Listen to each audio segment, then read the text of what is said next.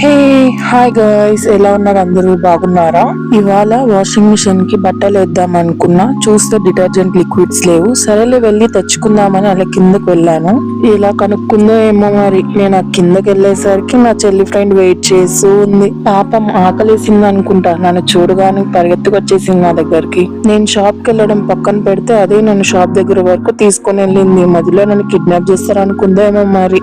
Shop లో నాకు కావాల్సిన ఐటమ్స్ అన్ని తీసేసుకున్నా. సరేలే అని చెప్పి ఈ డాగీ కోసం కూడా ఒక 2 గుడ్ ప్యాకెట్స్, ఒక పార్లేజీ బిస్కెట్ తీసుకున్నా. అలాగే ఒక 2 రూపీస్ బిస్కెట్ తీసుకున్నా. అది వీటికన్నా బాగుంటుంది. సరే ఆకలిస్తుంది కదా అని చెప్పి వెంటనే తినిపించాలని చూసాను, కానీ అస్సలు తినలేదు.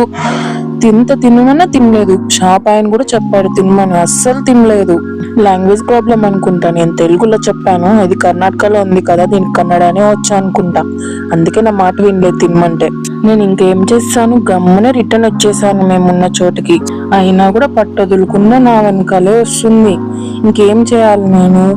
ఒకవేళ వెళ్ళిపోమని చెప్దామన్నా అది కూడా తెలుగులోనే చెప్పాలి. ఒకవేళ చెప్పినా వేస్టే, దానికి అర్థం కాదు. నాకేమో కన్నడ రాదు.